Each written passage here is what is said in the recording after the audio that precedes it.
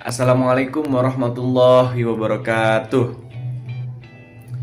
Yang terhormat Ibu Dr. Mia Zultriantisari, MPD, selaku dosen pengampu mata kuliah pengelolaan pendidikan, dan teman-teman semuanya yang menyaksikan video mini vlog untuk presentasi kali ini. Saya dari kelompok 10 akan mempresentasikan mengenai hambatan dan upaya pengawas pendidikan. Sebelumnya perkenalkan, nama saya Muhammad Miftahudin dengan NIM 2024 1510170. Di sini saya sebagai moderator dan juga pemateri pertama. Perkenalkan, nama saya Anjas Faisal Nuraditya dengan NIM 2024 1510 149. Perkenalkan, nama saya Faiz Noswan Akila dari kelas PGSD 2E dengan NIM 2024 1510055. Perkenalkan, nama saya Rifa Nurfadilah dengan NIM 2024 1510 223. Perkenalkan, nama saya Leli Amelia Hernawati dengan NIM 2024 1510076. Di sini kami menggunakan media konkret, yaitu mind mapping yang berbentuk pohon. Nah, ini menurut kami itu efektif karena yang pertama membuat informasi kompleks menjadi sederhana. Yang kedua, menunjukkan hubungan logis antara akar, batang sebagai masalah, terus solusinya di daun gitu.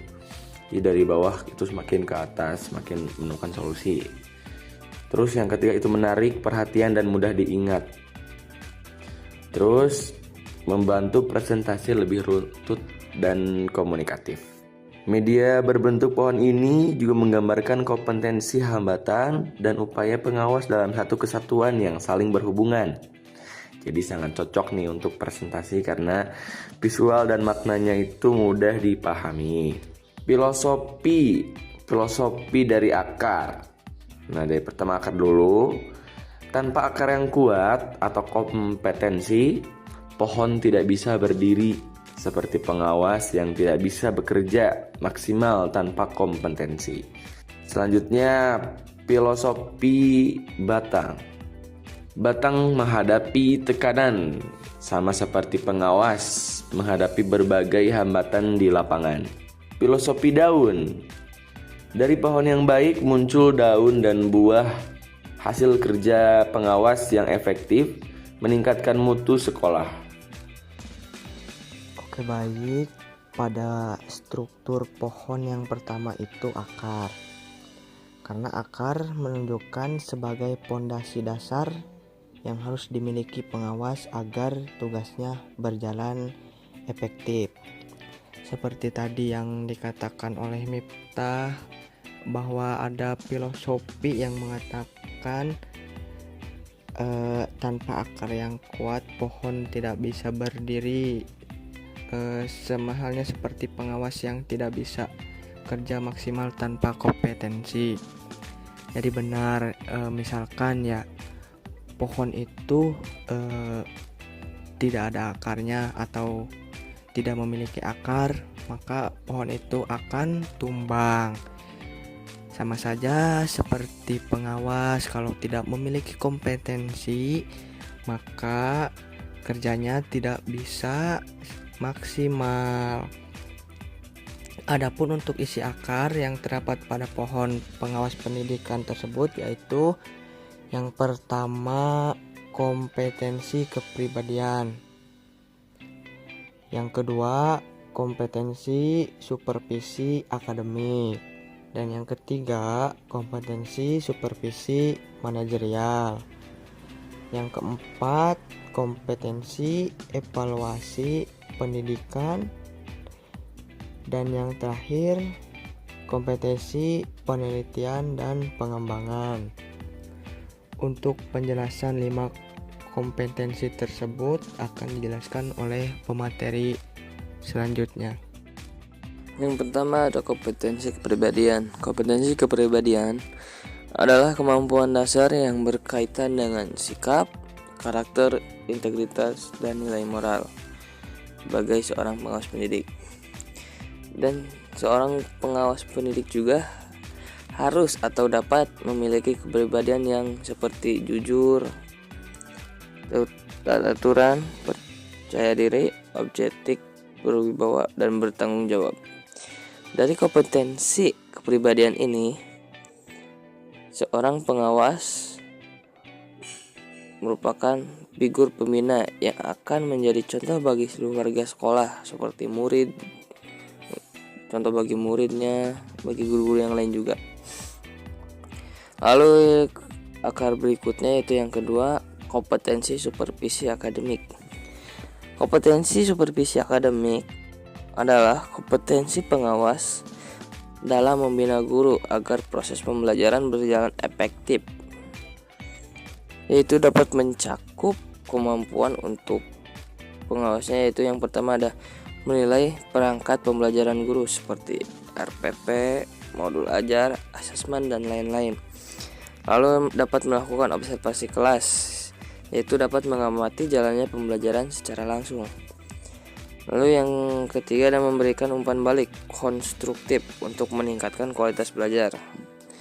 Lalu kompetensi yang berikutnya adalah kompetensi supervisi manajerial. Kompetensi ini berkaitan dengan kemampuan pengawas dalam membina dan mengawasi kepala sekolah dalam pengelolaan sekolah, yaitu seperti membimbing kepala sekolah dalam memanajemen, itu seperti manajemen kurikulum, manajemen keuangan, manajemen sarana prasarana, lalu manajemen SDM, dan yang terakhir ada manajemen kesiswaan. Dari kompetensi supervisi manajerial dapat memastikan sekolah berjalan secara efektif, efisien, tertib, dan sesuai regulasi. Lalu yang keempat ada kompetensi evaluasi pendidikan. Kompetensi ini adalah kemampuan pengawas dalam mengukur, menilai, dan menganalisis pendidikan di sekolah secara menyeluruh. Yaitu dari kompetensi ini juga dapat meliputi kemampuan mengembangkan instrumen evaluasi, mengumpulkan dan menganalisis data terkait guru, siswa, dan kinerja di sekolah, dan dapat menyusun laporan hasil evaluasi dan memberikan rekomendasi perbaikan. Lalu yang terakhir yaitu ada kompetensi penelitian dan pengembangan. Kompetensi ini memungkinkan pengawas menjadi inovator dan pengembang mutu pendidikan, yaitu dapat mengidentifikasi masalah pendidikan di sekolah, lalu melakukan penelitian tindakan sekolah, dan dapat mengolah dan menganalisis data penelitian. Tujuannya, kompetensi penelitian dan pengembangan adalah untuk memastikan bahwa pengawas tidak hanya membina, tetapi juga menghasilkan inovasi untuk peningkatan mutu pendidikan di sekolah tersebut. Nah, selanjutnya itu ada hambatan pengawas. Yang pertama itu terlalu banyak sekolah binaan. Pengawas memiliki tanggung jawab untuk membina dan mengawasi sejumlah sekolah. Jika jumlah sekolah yang harus ditangani terlalu banyak, ini akan membatasi waktu dan fokus pengawas. Yang kedua itu ada keterbatasan sarana atau prasarana sekolah. Nah, ada fasilitas yang tidak memadai atau kurang lengkap di sekolah binaan dapat menghambat proses pembelajaran dan pengembangan kualitas pendidikan, yang pada akhirnya itu menjadi kendala bagi pengawas. Yang ketiga itu ada kompetensi guru belum merata. Nah, disebabkannya itu adanya perbedaan tingkatan kemampuan, keahlian, atau kompetensi antar guru di sekolah-sekolah binaan menjadi tantangan besar. Yang keempat, ada administrasi sekolah tidak lengkap.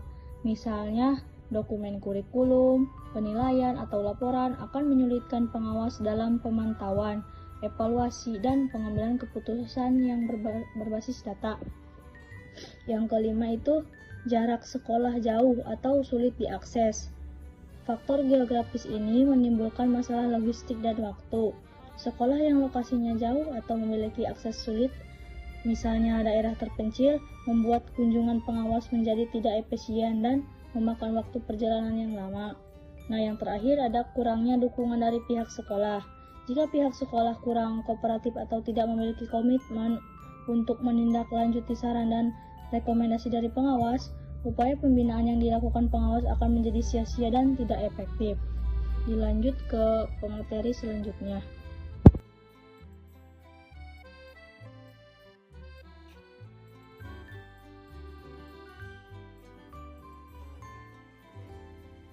Terakhir, saya akan menjelaskan upaya pengawas dalam lembaga pendidikan. Yang pertama, pengawas dapat meningkatkan kualitas pembelajaran di SD dengan melaksanakan pembinaan dan supervisi secara terjadwal, sehingga guru mendapatkan pendampingan berkelanjutan sesuai dengan kebutuhan mereka. Misalnya, guru menjadwalkan supervisi kelas setiap 2 bulan sekali untuk memantau perkembangan kemampuan guru dalam mengelola kelas, penggunaan media belajar, serta penerapan pembelajaran berdiferensiasi. Selain itu, pengawas juga bisa mengadakan workshop MGMP atau KKG yang berfokus pada kebutuhan nyata guru, seperti pelatihan pembelajaran tematik berbasis proyek atau penguatan literasi dan numerasi untuk kelas rendah. Lalu untuk mengatasi keterbatasan media pembelajaran di SD, pengawas dapat mendorong pemanfaatan teknologi sederhana yang mudah diakses guru. Misalnya seperti penggunaan aplikasi Wordwall untuk kuis interaktif, video pembelajaran YouTube untuk materi sains, atau PowerPoint bergambar untuk siswa kelas rendah. Pendekatan kolaboratif dan coaching juga sangat penting, di mana pengawas tidak hanya mengarahkan tetapi mendampingi guru secara langsung dari tahap perencanaan hingga refleksi. Misalnya, pengawas membantu guru untuk merancang RPP tema lingkungan bersih, dan kemudian bersama-sama menganalisis hasil pembelajaran tersebut setelah diterapkan. Lalu, agar perbaikan benar-benar berjalan, pengawas juga perlu memantau tindak lanjut setiap supervisi dengan cara meninjau kembali perangkat ajar, melihat perubahan metode mengajar, atau mengamati peningkatan partisipasi dan hasil belajar siswa. Dan yang terakhir, pengawas harus memberikan rekomendasi perbaikan yang jelas dan terstruktur sehingga mudah diterapkan guru. Contoh rekomendasinya itu perbanyak penggunaan media visual dan alat peraga konkret saat mengajarkan penjumlahan pada kelas 1 agar siswa lebih cepat memahami konsep. Dengan rangkaian tindakan ini, pengawas dapat membantu guru untuk mengatasi hambatan pembelajaran secara nyata dan meningkatkan kualitas proses belajar mengajar di sekolah dasar. Terima kasih. Oke, semua materi sudah disampaikan. Kesimpulannya yaitu pengawas pendidikan akan efektif jika pengawas memiliki kompetensi dasar yang kuat. Meskipun terdapat hambatan seperti sarana terbatas, banyaknya sekolah binaan, dan administrasi yang kurang lengkap, masalah tersebut dapat diatasi melalui pembinaan, workshop, pemanfaatan teknologi, dan tindak lanjut supervisi secara rutin. Presentasi telah selesai. Kurang lebihnya mohon dimaafkan. Assalamualaikum warahmatullahi wabarakatuh.